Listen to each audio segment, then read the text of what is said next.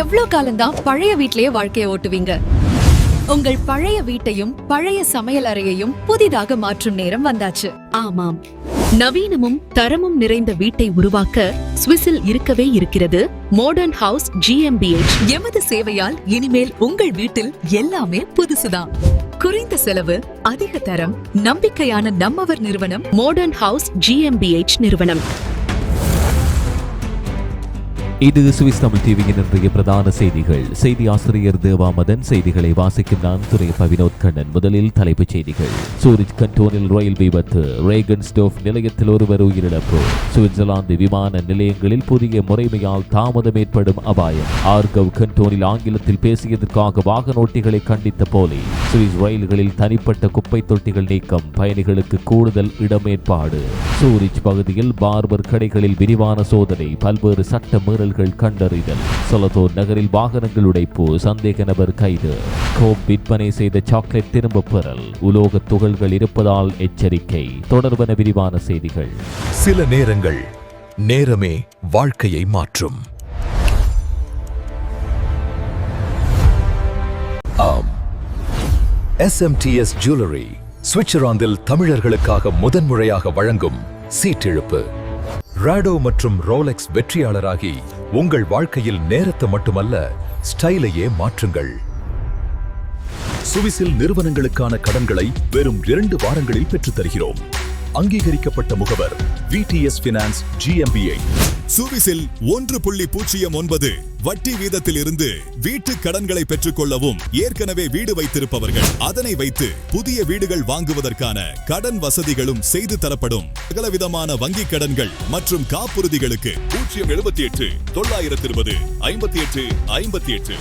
ஐரோப்பிய ஒன்றியம் அறிமுகப்படுத்தியுள்ள உயிரியல் தரவுகளை கொண்ட EES என்ற புதிய நுழைவு வெளியேறு முறைமை 2026 ஏப்ரல் 10 முதல் கட்டாயமாக அமலுக்கு வரவுள்ளது. என்ட்ரி ஓர் எக்ஸிட் சிஸ்டம் என்ற புதிய விதிமுறைகள் நடைமுறைக்கு வரும் நிலையில் சுவிட்சர்லாந்தின் முக்கிய விமான நிலையங்களான சூரிச், ஜெனீவா மற்றும் யூரோ ஏர்போர்ட் பாசல் ஆகியவை பயணிகள் சேவையில் தாமதம் ஏற்படும் அபாயம் குறித்து எச்சரிக்கை விடுத்துள்ளன. புதிய EES முறைமைக்கிணங்க ஐரோப்பிய ஒன்றியம் மற்றும் EFTA நாடுகளுக்கு வெளியே இருந்து வரும் அனைத்து பயணிகளும் விமான நிலையங்களில் அமைக்கப்படும் சுயசேவை இயந்திரங்கள் மூலம் தங்கள் விரல் ரேகை மற்றும் முகப்படம் உள்ளிட்ட உயிரியல் தகவல்களை பதிவு செய்ய வேண்டியிருக்கும். இந்த நடவடிக்கை எல்லை கட்டுப்பாட்டை மேம்படுத்தவும் பாதுகாப்பை அதிகரிக்கவும் சட்டவிரோத நுழைவுகளை கட்டுப்படுத்தவும் வடிவமைக்கப்பட்டதாக அதிகாரிகள் கூறுகின்றனர். ஆனால் இந்த புதிய நடைமுறை ஆரம்ப காலங்களில் விமான நிலையங்களில் கூடுதல் சுமை ஏற்படுத்தக்கூடும் என சுவிட்சர்லாந்து விமான நிலைய நிர்வாகங்கள் கவலை வெளியிட்டன. குறிப்பாக நீண்ட தூர பயணிகள் கொண்ட விமானம் முழுமையாக நிரம்பி வந்தால் வழக்கமான பாஸ்போர்ட் பரிசோதனை செயல்முறைக்கு மேலாக 50 முதல் 70 நிமிடங்கள் வரை கூடுதல் நேரம் பிடிக்கக்கூடும் எனவும் மதிப்பிடப்பட்டுள்ளது. இதனால் குடியேற்ற சோதனை மையங்களில் நீண்ட வரிசைகள் உருவாகும் அபாயம் இருப்பதாகவும் முதல் சில மாதங்களில் பயணிகள் கூடுதல் நேரத்தை முன்கூட்டியே திட்டமிடுவது நல்லது என்றும் அதிகாரிகள் அறிவுறுத்தியுள்ளனர். பயணிகள் வருகை நேரங்களில் அதிக நெரிசல் ஏற்பட வாய்ப்புள்ளதால் சர்வதேச பயணிகள் குறிப்பாக முன்னதாக விமான நிலையத்தை அடையுமாறு கேட்டுக் கொள்ளப்பட்டுள்ளனர். என்ட்ரி ஓர் எக்ஸிட் சிஸ்டம், ஐரோப்பிய எல்லை பாதுகாப்பு, சுவிட்சர்லாந்து விமான நிலையங்கள், பாஸ்போர்ட் கட்டுப்பாட்டு தாமதம், உயிரியல் தரவு பதிவு, சூரிச் விமான நிலையம், ஜெனீவா விமான நிலையம் போன்ற முக்கிய அம்சங்கள் அடுத்த காலங்களில் பயண அனுபவத்தை நேரடியாக பாதிக்கக்கூடும். பாதுகாப்பு தரத்தை உயர்த்தும் நோக்கில் கொண்டுவரப்பட்ட இந்த புதிய முறைமை தொடக்கத்தில் சற்று சிரமங்களை உருவாக்கினாலும் நீண்ட காலத்தில் எல்லை கண்காணிப்பை எளிமையாக்கும் என எதிர்பார்க்கப்படுகிறது.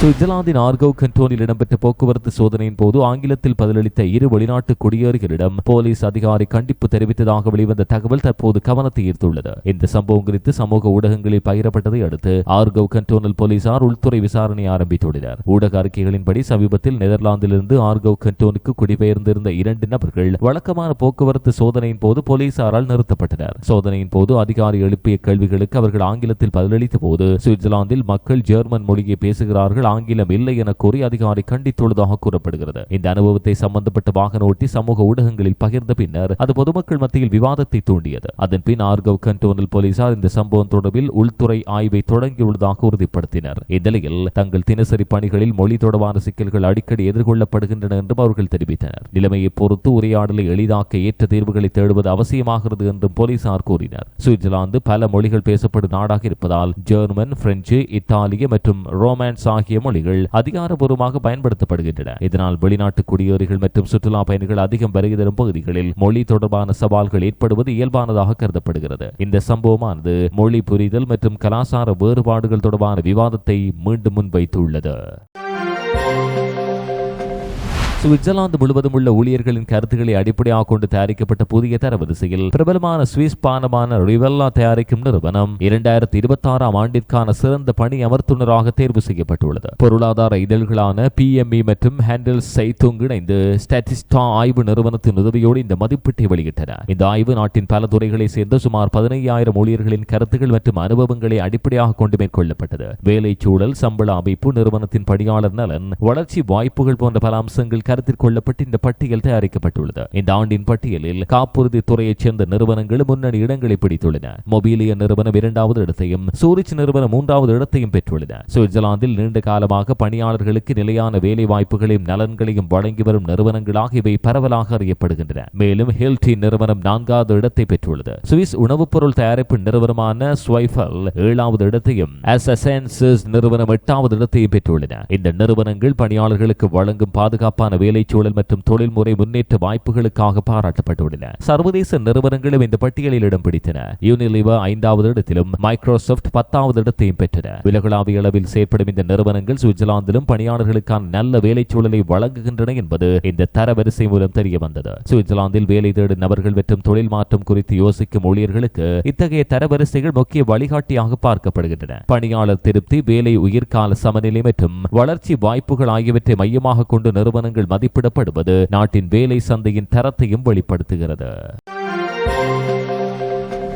சுவிட்சர்லாந்தின் ரயில்களில் ஒவ்வொரு இருக்கையின் அருகிலும் அமைக்கப்பட்டிருந்த சிறிய குப்பை தொட்டிகள் படிப்படியாக அகற்றப்பட உள்ளதாக சுவிஸ் கூட்டாட்சி ரயில்வே நிறுவனமான SBB அறிவித்தது. ஏற்கனவே பிராந்திய ரயில்களில் இந்த மாற்றம் நடைமுறைக்கு வந்த நிலையில் இனி நீண்ட தூர ரயில்களிலும் இதே நடைமுறை அறிமுகப்படுத்தப்பட உள்ளது. அடுத்த கட்டமாக இரட்டை மாடி கொண்ட ரயில்களில் உள்ள தனிப்பட்ட குப்பை தொட்டிகள் அகற்றப்பட உள்ளன. பொதுவாக ஜன்னலின் கீழ்ப்புறத்தில் அமைக்கப்பட்டிருந்த இந்த குப்பை தொட்டிகள் இருக்கைகளுக்கு இடையில் இடத்தை குறைப்பதாக நீண்ட நாளாக பயணிகள் கூறி வந்தனர். இதை கருத்தில் வைத்து பயணிகளுக்கு அதிக கால்விடுமிடத்தை வழங்கும் நோக்கில் இந்த மாற்றம் மேற்கொள்ள புதிய முறையின் பிரகாரம் பயணிகள் தங்களின் குப்பைகளை தனிப்பட்ட தொட்டிகளில் போடுவதற்கு பதிலாக ரயில்களின் நுழைவு பகுதியில் அமைக்கப்படும் பெரிய குப்பை தொட்டிகளில் சேர்க்க வேண்டும். இதன் மூலம் இருக்கைகளின் அருகில் கூடுதல் இடம் உருவாக்கி பயண அனுபவம் சற்றே வசதியாக இருக்கும் என SBB தெரிவித்தது. இந்த மாற்றம் ஒரே நேரத்தில் அல்லாமல் அடுத்த 2 ஆண்டுகளில் கட்டம் கட்டமாக அமல்படுத்தப்படும். பழைய வடிவமைப்பிலிருந்து புதிய அமைப்புக்கு மாறும் இந்த நடவடிக்கையானது ரயில் உள்துறை வடிவமைப்பை மேம்படுத்தும் முயற்சியாகவும் பார்க்கப்படுகிறது. சுவிட்சர்லாந்தில் தினசரி ஆயிரக்கணக்கான ரயில் சேவையை பயன்படுத்துவதால் பயண வசதியை மேம்படுத்தும் இத்தகைய சிறிய மாற்றங்களும் பெரும் தாக்கத்தை ஏற்படுத்தும் என கருதப்படுகிறது.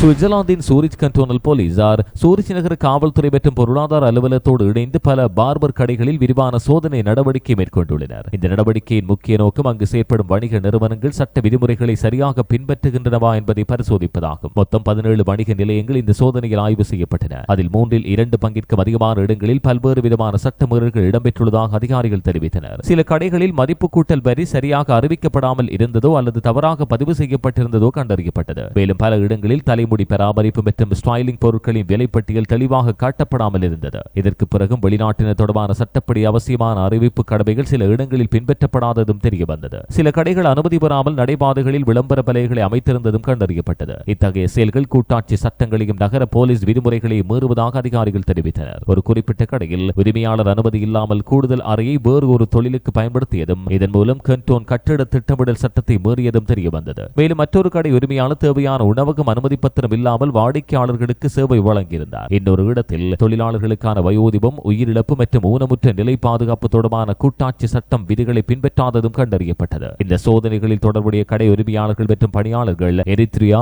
ஈராக், செர்பியா, ஸ்பெயின் மற்றும் சிரியா போன்ற நாடுகளைச் சேர்ந்தவர்களாக உள்ளனர். சம்பந்தப்பட்ட அனைத்து நபர்களும் தற்போது நீதித்துறை அதிகாரிகளிடம் புகார் அளிக்கப்பட உள்ளதாகவும் தேவையான இடங்களில் பிற சம்பந்தப்பட்ட அலுவலகங்களுக்கும் தகவல் அனுப்பப்பட உள்ளதாகவும் அதிகாரிகள் தெரிவித்தனர்.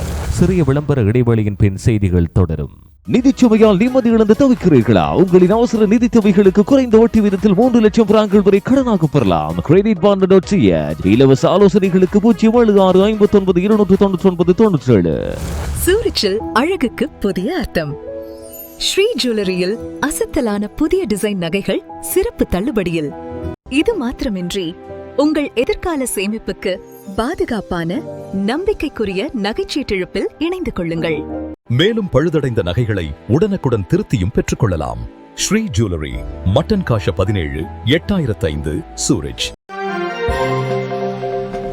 சொலத்தோன் நகரில் உள்ள ரித்ஹாலே பகுதியில் 2026 பிப்ரவரி 14ஆம் தேதி அதிகாலை பல வாகனங்கள் உடைக்கப்பட்ட சம்பவம் பதிவானது. ஒரு பாதசாரி பெண் வழங்கிய தகவலின் அடிப்படையில் சொலத்தோன் நகர காவல்துறையினர் சந்தேக நபரை விரைவாக கண்டறிந்து கைது செய்தனர். அன்று அதிகாலை 1:15 அளவில் ஒரு பெண் சுவிட்சர்லாந்து சொலத்தோன் கண்டோனல் போலீசாரின் அவசர அழைப்பு மையத்தை தொடர்பு கொண்டு ரித்ஹாலே பகுதியில் நிறுத்தப்பட்ட ஒரு கார் கண்ணாடி அடித்துடைக்கும் சம்பவத்தை தாம் நேரில் கண்டதாக கூறினார். சம்பவத்தின் பின் அந்த நபர் பாசல் டோர் நோக்கி ஓடிச் சென்றதாகவும் கூறினார். இந்த தகவலை உடனடியாக ரேடியோ மூலம் காவல்துறை ரோந்து குழுவுக்கு தெரிவிக்கப்பட்டது. சில நிமிடங்களில் சொலத்தோன் நகர காவல்துறையினர் சந்தேக நபரை தடுத்து நிறுத்தினர். பின்னர் மேற்கொண்ட ஆரம்ப விசாரணையில் ரித்ஹாலே அருகே நிறுத்தப்பட்டிருந்த பல வாகனங்கள் உடைக்கப்பட்டிருப்பது தெரிய வந்தது. சம்பவ இடத்திலிருந்து திருடப்பட்டதாக சந்தேகிக்கப்படும் பொருட்கள் 32 வயதான அல்ஜீரியாவைச் சேர்ந்த அந்த நபரிடமிருந்து மீட்கப்பட்டன. இதைத் தொடர்ந்து மேலதிக விசாரணைகளுக்காக அவர் தற்காலிகமாக காவலில் எடுக்கப்பட்டுள்ளார். உள்ளூர் காவல்துறையினர் வாகனங்களை பாதுகாப்பான இடங்களில் நிறுத்தி சந்தேகத்துக்கிடமான செயல்களை உடனடியாக அறிவிக்குமாறு பொதுமக்களிடம் கேட்டுக் கொண்டுள்ளனர்.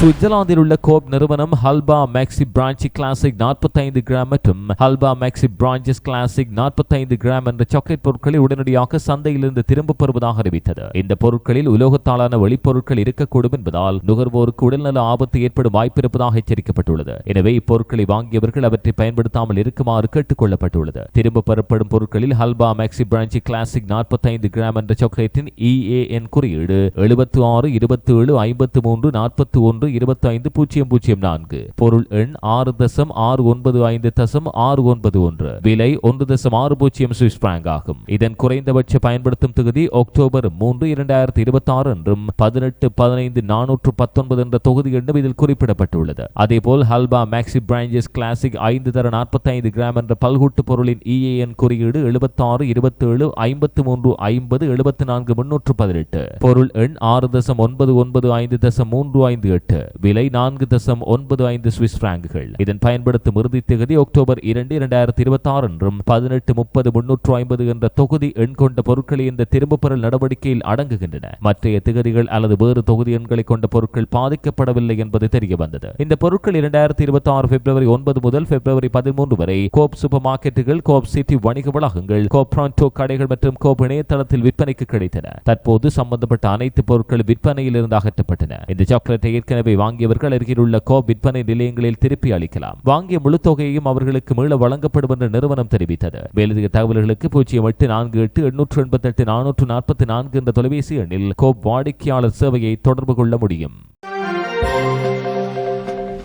துர்கவ் கண்டோனின் ஃப்ராவன்ஃபெல்ட் நகரில் வெள்ளிக்கிழமை இரவு போலீசாரை அவமதித்து முகத்தில் உமிழ்ந்ததாக குற்றச்சாட்டில் ஒருவரை துர்கவ் கண்டோனல் போலீசார் கைது செய்தனர். இரவு சுமார் 11 மணிக்கு முன்னாக ஃப்ராவன்ஃபெல்ட் ரயில் நிலையம் அருகே துர்கவ் கண்டோனல் போலீசார் வழக்கமான பாதுகாப்பு நடவடிக்கையின் ஒரு பகுதியாக பலரை சோதனை செய்தனர். அப்போது மதுபோதையில் இருந்த ஒருவர் அதிகாரிகளோடு ஒத்துழைக்காமல் சீர்குலைந்த முறையில் நடந்து கொண்டுள்ளார். அவரை கட்டுப்படுத்தி கைது செய்ய முயன்றபடி அந்த நபர் ஒரு போலீஸ் அதிகாரியை கடுமையாக திட்டியதோடு அவரின் முகத்தில் உமிழ்ந்துள்ளார். இதையடுத்து 44 வயதான எரித்ரியாவைச் சேர்ந்த அந்த நபர் உடனடியாக காவலில் எடுக்கப்பட்டு மேலதிக விசாரணைக்கென போலீஸ் காவலில் வைக்கப்பட்டுள்ளார். இந்த சம்பவம் தொடர்பில் அவருக்கு எதிராக அரசு வழக்கறிஞர் அலுவலகத்தில் புகார் அளிக்கப்பட உள்ளதாக அதிகாரிகள் தெரிவித்தனர். பொதுவாக ரயில் நிலையம் போன்ற பொதுமக்கள் அதிகம் திரளும் இடங்களில் பாதுகாப்பு சோதனைகள் தொடர்ந்து மேற்கொள்ளப்படுவது வழக்கம் என்றும் அதிகாரிகளோடு ஒத்துழைக்குமாறு பொதுமக்களிடம் துர்கவ் கண்டோனல் போலீசார் கேட்டுக்கொண்டனர். சூரிச் கண்டோனில் உள்ள ரேகன்ஸ்டோர்ஃப் ரயில் நிலையத்தில் சனிக்கிழமை அதிகாலை நடந்த துயர சம்பவத்தில் ஒருவர் உயிரிழந்தார். அதிகாலை 4 மணிக்கு முன்பாக சரக்கு ரயிலின் கீழ் ஒருவர் இருப்பது கண்டறியப்பட்டதாக அதிகாரிகள் தெரிவித்தனர். சம்பவ இடத்துக்கு உடனடியாக போலீசார் மற்றும் மீட்புக் குழுக்கள் சென்ற போதிலும் அந்த நபர் உயிரிழந்து விட்டதாக மாத்திரமே உறுதியானது. சம்பவத்தை நேரில் கண்டதாக கூறிய ஒருவர் அதிகாலை சுமார் 3:50 அளவில் ரயிலில் இருந்து இறங்கிய போது பாதை பகுதியிலேயே ஏற்கனவே பல அவசர சேவை குழுக்கள் செயற்பட்டுக் கொண்டிருந்ததாக ஊடகங்களுக்கு தெரிவித்தார். பின்னர் வெளியான புகைப்படங்களில் தீயணைப்பு வீரர்கள், போலீசார் மற்றும் நுண்ணறிவு விசாரணை நிபுணர்கள் சம்பவம் நடந்த இடத்தில் கூடாரம் அமைத்து ஆதாரங்களை சேகரிக்கும் பணியில் ஈடுபட்டிருந்தது தெரிய வந்தது. சூரிச் கண்டோனல் போலீசார் சனிக்கிழமை காலை இந்த சம்பவமானது விபத்தாக ஏற்பட்டுள்ளதாக உறுதிப்படுத்தினர். இருப்பினும் உயிரிழந்த நபரின் அடையாளம் மற்றும் விபத்து ஏற்பட்ட துல்லியமான சூழ்நிலை குறித்து ஆரம்பத்தில் மேலதிக தகவல்கள் வெளியிடப்படவில்லை. சம்பவம் எவ்வாறு நடந்தது என்பதை தெளிவுபடுத்தும் வகையில் விசாரணை தொடர்ந்து இடம்பெறுகிறது. ரயில் பாதை பகுதிகளில் பாதுகாப்பு விதிமுறைகளை கடைபிடிப்பது மிகவும் முக்கியம் என அதிகாரிகள் மீண்டும் வலியுறுத்தினர். சென்ட் காலன் நகரில் சனிக்கிழமை நண்பகல் இடம்பெற்ற பொதுமக்கள் ஆர்ப்பாட்டம் ஆரம்பிக்கும் முன் பதற்ற நிலை உருவானதாக நகர காவல்துறை தெரிவித்தது. ரயில் நிலையத்திலிருந்து ஆர்ப்பாட்டம் தொடங்க திட்டமிடப்பட்ட நிலையில் முன்னதாகவே அனுமதி பெறாமல் எதிர்ப்பு கூட்டத்தை நடத்துமாறு என்ற குழு அழைப்பு விடுத்ததாக கூறப்படுகிறது. சுமார் 600 பேர் கலந்து கொண்டதாக மதிப்பிடப்பட்ட இந்த கூட்டத்தில் சிலர் கைகளில் ஹால்பர்ட் போன்ற ஆயுத வடிவ பொருட்களை ஏந்தியிருந்ததாக அதிகாரிகள் தெரிவித்தனர். இதனால் பாதுகாப்பு குறித்த கவலை அதிகரித்ததால் சம்பவ இடத்திலேயே கூட்டம் நடத்த வழங்கப்பட்டிருந்த அனுமதியை போலீசார் ரத்து செய்தனர். அதற்கு பிறகு ஆர்ப்பாட்டக்காரர்கள் போலீசார் அமைத்திருந்த தடுப்பு கட்டுப்பாட்டை மீறி நகரின் பழைய பகுதி நோக்கி நகரத் தொடங்கினர். இதனால் அங்கு பல இடங்களில் மோதல் நிலை உருவானது. வேறு குழுக்களுக்கு இடையில் மோதல் ஏற்படாமல் தடுக்க போலீசார் கண்ணீர் புகையை பயன்படுத்தி நிலைமையை கட்டுப்படுத்தினர். இந்த சம்பவம் நகரில் பாதுகாப்பு நடவடிக்கைகளை அதிகரிக்க செய்துள்ளது. பொதுமக்கள் பாதுகாப்பு கருதி அனுமதி பெறாத கூட்டங்கள் மற்றும் எதிர்ப்புகள் திடீரென பதற்றத்தை உருவாக்கக்கூடும் என்பதால் இத்தகைய நிகழ்வுகளில் சட்ட விதிமுறைகளை கடைபிடிப்பது அவசியமாகிறது என அதிகாரிகள் வலியுறுத்தினர். இந்த அளவோடு சுவிஸ் தமிழ் டிவியின் இன்றைய பிரதான செய்திகள் நிறைவுக்கு வருகின்றன. இதுபோன்ற மேலதிக செய்திகளை பார்வையிட எங்களுடைய இணையதளமான swisstamil24.com அணுகுங்கள். வணக்கம்.